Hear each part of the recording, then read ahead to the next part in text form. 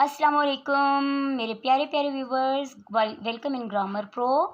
आज हम टेंसेस को स्टार्ट करने जा रहे हैं। आपको पता है इंग्लिश लर्निंग में सबसे इम्पोर्टेंट पार्ट जो है वो हमारे टेंसेस होते हैं। जब भी मैं अपने स्टूडेंट्स को टेंसेस के बारे में सिखाती हूँ तो मैं प्रेफर करती हूँ कि मैं उनको कंटिन्यूस के बारे में पहले बताऊँ। कंटिन्यूस ज़माना जारी होता है, इसको बनाना आसान होता है, इसका स्ट्रक्चर आसान होता है, इसमें form of verb, fourth form of verb लगती है जो कि V4 कहलाती है। और साथ साथ इसे कैसे बनाते हैं, V1 के साथ ING लगा के V4 बनती है। तमाम टेंसेस कंटिन्यूस के जो होते हैं वो ज़माना जारी कहलाते हैं। जैसे कि कोई प्रेजेंट कंटिन्यूस है, कोई पास्ट कंटिन्यूस है, कोई फ्यूचर कंटिन्यूस है। कुछ प्रेजेंट में जारी हैं। अब इनको शिनाख्त कैसे करते हैं, आइडेंटिफाई कैसे करते हैं कि ये प्रेजेंट कंटिन्यूस टेंस है, पास्ट कंटिन्यूस टेंस है या फ्यूचर कंटिन्यूस टेंस है।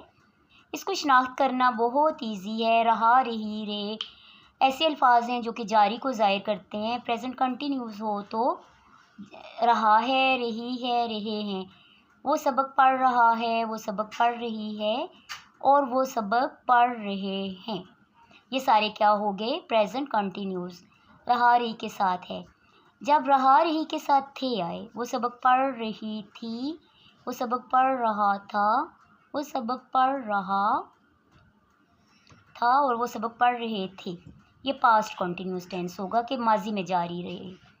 अब फ्यूचर में जो काम जारी रहेगा वो सबक पढ़ रहा होगा, वो सबक पढ़ रहे होंगे, वो सबक पढ़ रहा होगा। ये है हमारी पहचान। इन जुमलों के आखिर में रहा रही के साथ है हैं आए तो प्रेजेंट कंटिन्यूस। जैसे देखें, वो ख़त लिख रहा या लिख रही है। इसकी ट्रांसलेशन कैसे होती है, सबसे पहले सब्जेक्ट और इसकी पहचान है रही है। रही है मतलब ये प्रेजेंट कंटिन्यूस टेंस है। इसकी ट्रांसलेशन जब करेंगे तो सबसे पहले सब्जेक्ट ट्रांसलेट होगा, फिर उसके बाद हेल्पिंग वर्ब लगेगा और फिर उसके बाद वर्ब। शी इज़, अब शी एक सिंगुलर नाउन है, इसके लिए इज़ लगेगा। हेल्पिंग वर्ब प्रेजेंट कंटिन्यूस का इज़ RM होता है। Is writing a letter. Good हो गया। नेक्स्ट देखें, अब रहा था रही थी के साथ वाज वर्ब लगता है। सिंगुलर के लिए वाज और प्लूरल के लिए वर्ब। वो खत लिख रही थी। अब देखें, शी के लिए वाज यूज़ होगा क्योंकि शी एक सिंगुलर नाउन है और खत लिख रही थी वाज राइटिंग, शी वाज। अब इसकी बजाय क्या यूज़ होगा, वाज राइटिंग अ लेटर। ये हमारा हो गया पास्ट कंटिन्यूस टेंस। अब नेक्स्ट देखें, इसकी पहचान कैसे हुई है, रही थी से।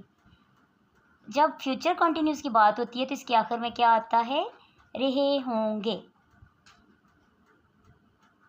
वो खत लिख रहे होंगे।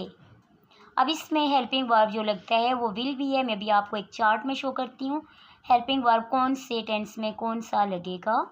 अभी मैं आपको इधर इस तरह बताऊँगी ट्रांसलेशन के लिए। वो खत लिख रही होगी, she will be writing a letter. ये हमारा हो गया फ्यूचर कंटिन्यूस टेंस। अब प्रेजेंट कंटिन्यूस, पास्ट